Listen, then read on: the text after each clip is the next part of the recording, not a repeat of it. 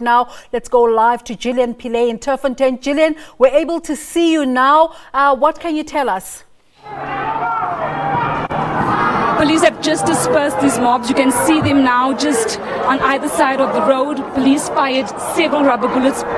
Residents now complaining that police are opening fire at close range on these very looters that you have seen, attacking shops like this. This was the foreign shop that they were trying to get access in, and that is what police were trying to prevent.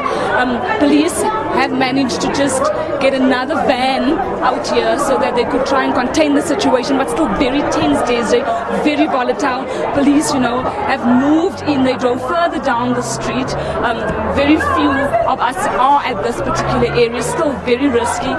As you can, just from behind my cameraman, the residents are again closing in on this area where they were, attacking this particular shop, with a very tense standoff between them and police.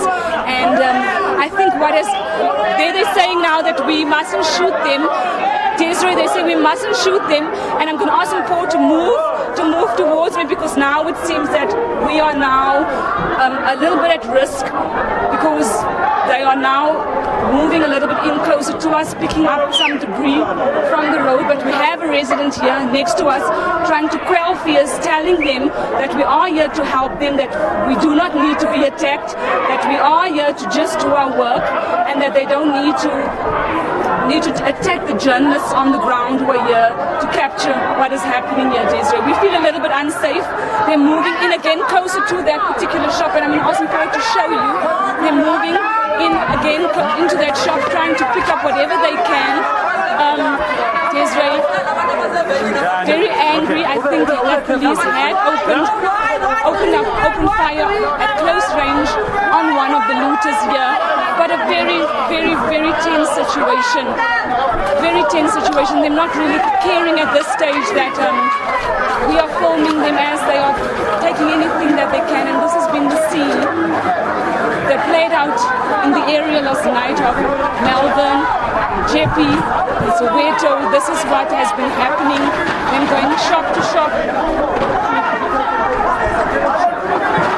Let us move a bit out, and we are told to move away now because we are at risk. Police could open fire at any stage on these mobs, and we could possibly be caught in the crossfire, which we are trying to avoid. A very volatile situation, very dangerous and risky.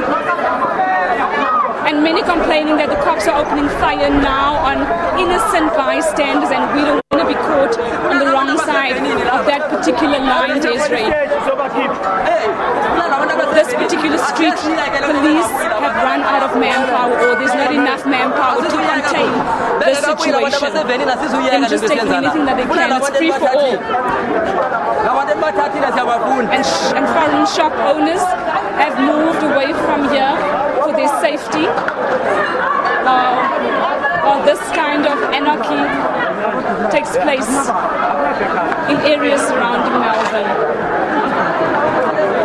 It seems like police have gotten more reinforcements. I can hear sirens coming towards this particular area, but it's still very volatile, Desiree. We're going to keep moving up so that we're just out of the risky area where a lot of the looting is taking place. I'm going to ask Paul again to just show you what is going on, so that you do get a sense of the kind of situation that we're in.